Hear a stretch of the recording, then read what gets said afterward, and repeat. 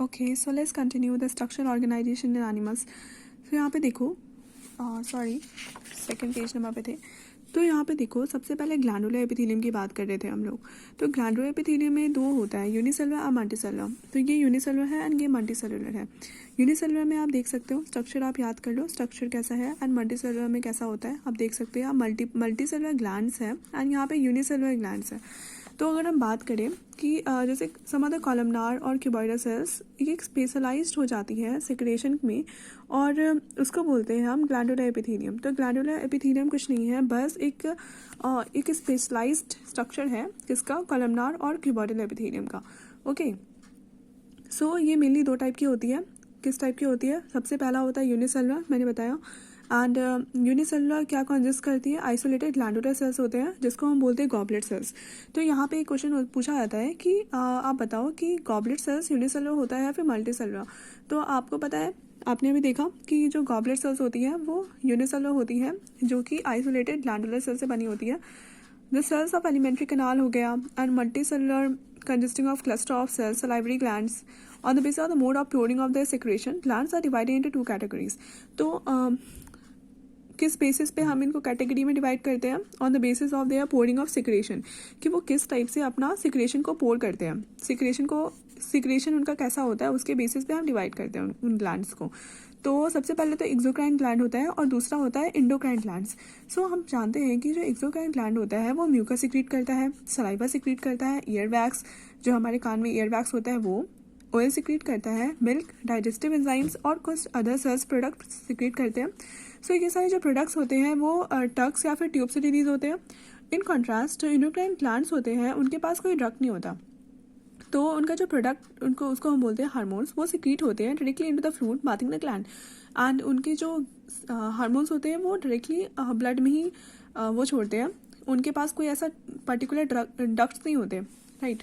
सो ये देखो compound epithelium, यहाँ पे आप मल्टी लेयर सेल्स देख सकते हो। एंड ये तो बिल्कुल आप याद कर लेना कि कहाँ पे क्या होता है। यूनिसेलुलर में गॉबलेट सेल्स होते हैं एंड मल्टीसेलुलर में आपके, मैंने बताया कि स्वीट ग्लैंड्स में सलाइवा, ईयर वैक्स। यहाँ पे आप देख सकते हो pouring of the secretion, two types होता है, एलिमेंट्री कैनाल, राइट। सो फिर देखो कंपाउंड एपिथेलियम। कंपाउंड एपिथेलियम किसका बना होता है? ये बना होता है एक से ज़्यादा लेयर ऑफ सेल्स है जिसको बोलते हैं मल्टी लेयर सेल्स। तो ये कंपाउंड हो गया। आप देख सकते हो कि सिंपल होता है कंपाउंड, तो कंपाउंड का मीनिंग क्या होगा? सिंपल एंड एक कंपाउंड। तो वहाँ पे तो एक लेयर ऑफ सेल से बना था, लेकिन यहाँ पे हम मल्टी लेयर बोल सकते हैं इनको, कि मल्टी लेयर ऑफ सेल से बने होते हैं और उनके पास लिमिटेड रोल होता है सिक्रीशन एब्जॉर्प्शन में। तो यहाँ पे एक क्वेश्चन पूछा जाता है कि आप बताओ कि कंपाउंड एपिथेलियम में सिक्रीशन और एब्जॉर्प्शन होता है? तो आपका आंसर होगा कि बहुत लिमिटेड होता है, बहुत लिमिटेड रोल होता है सिक्रेशन और एब्जॉर्प्शन में। याद रख लेना, बहुत लिमिटेड रोल होता है। सो उनका जो मेन फंक्शन क्या होता है कि वो एक प्रोटेक्शन प्रोवाइड करते हैं केमिकल और मैकेनिकल स्ट्रेसेस से। ओके, तो सबसे पहले तो आपका वो कवर करते हैं ड्राई सरफेस ऑफ स्किन को, और कुछ मॉइस्ट सरफेस होते हैं ब्यूकल कैविटी, उसको प्रोटेक्ट करते हैं। फाइनक्स को प्रोटेक्ट करते हैं, inner lining of ducts of salivary glands, उनको प्रोटेक्ट करते हैं, और पैंक्रियाटिक डक्ट्स को प्रोटेक्ट करते हैं। ओके, सो बेसिकली जहाँ जहाँ पे सिक्रेशन का उतना कोई मेन रोल नहीं है वहाँ प्रोटेक्ट करते हैं। जहाँ पे देख सकते हो यहाँ पे ज़्यादा सिक्रेशन का उतना मेन रोल नहीं है, यहाँ पे एब्जॉर्प्शन का भी उतना मेन रोल नहीं है जितना हमने देखा था कि पीसीटी हो गया, ज़्यादा पीछे हमने देखा था फर्स्ट पार्ट 1 में। अगर आपने पार्ट 1 नहीं देखा है तो अभी आप जाके देख लो, तभी आपको पार्ट 2 अच्छे से समझ में आएगा। ओके, तो पार्ट 2 का लिंक मैं नीचे डिस्क्रिप्शन में डाल दूंगी, तो आप वहाँ से देख सकते हो। तो जितने भी सेल्स होते हैं एपिथेलियम में वो एक साथ जुड़े हुए होते हैं, राइट। तो जैसे कि मैंने बताया था कि सेल्स एक ऑर्गेनाइजेशन में काम करते हैं, सेल्स एक एम्प्लॉय की तरह होते हैं। तो जैसे फॉर एग्जांपल कोई भी एम्प्लॉय होता है कोई कंपनी में, तो एक दूसरे से बात करते रहते हैं, वो लोग एक दूसरे से जुड़े हुए होते हैं। तो ये सारे सेल्स जो होती हैं ना, वो सारे एक दूसरे से जुड़े हुए होते हैं, तो उनके पास लिटिल इंटरसेलुलर मैटर होता है, ओके, मटेरियल होता है।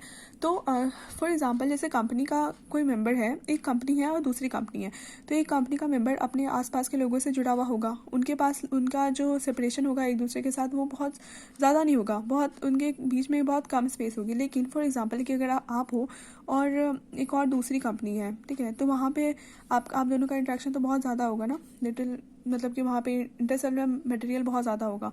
तो इसी तरह से आप सोच सकते हो कि जो सेल्स होती है एपिथेलियम में काफ़ी ज़्यादा एक दूसरे से जुड़ी होती हैं और उनके पास बहुत लिटिल इंटरसेलुलर मटेरियल होता है, राइट।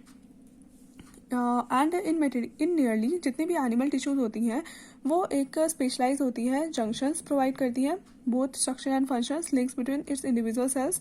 तो उनके पास एक जंक्शन होते हैं जो कि उसको लिंक करके रखते हैं। मतलब फॉर एग्जांपल आपको पता है कोई कंपनी का एम्प्लॉई है, अगर उससे बात करनी है तो एक होता है ना लिंक आप प्रोवाइड करके रखते हो कि एक जंक्शन होता है जहाँ से आप उसको इनिशिएट कर सकते हो टॉक को।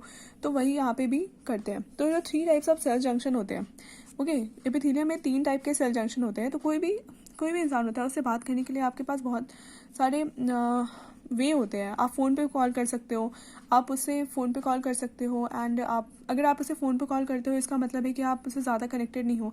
अगर आप उससे सामने बात करते हो इसका मतलब है कि आपका वो क्लोज़ फ्रेंड है एंड पार्टीज़ में जा रहे हो तो और क्लोज़ फ्रेंड है। सो यहाँ पे देख ऐसा कोई डिपेंड नहीं करता है, पर फिर भी समझाने के लिए मैं बोल रही हूँ। तो तीन टाइप के तीन टाइप के होते हैं यहाँ पे। तो सबसे पहला क्या होता है, 3 टाइप्स ऑफ सेल जंक्शन होते हैं एपिथेलियम में और दूसरे टिश्यूज़ में। These are called tight adhering and gap junction. सबसे पहले तो टाइट जंक्शन होता है, राइट। टाइट जंक्शन का क्या मतलब होता है, सबसे ज़्यादा टाइट। तो ये क्या काम करता है, ये हेल्प करता है कि stop substances from leaking across the tissue. तो जो टाइट आप देख लो तो हम क्या बोलते हैं बेसिकली कि इसको टाइट से पैक कर दो ताकि कोई भी चीज़ लीक ना हो, ठीक है। जब भी हम कुछ बॉटल में पानी भरते हैं या फिर कुछ भी करते हैं तो हम क्या बोलते हैं, टाइट से उसको बंद कर देना ताकि वो लीक ना हो, ठीक है। इसलिए टाइट जंक्शन बोलते हैं। एडहेरिंग जंक्शन का मतलब क्या होता है, सीमेंटिंग करता है, neighbouring cells together. For example adhere करना, किसी को जोड़ कर रखना।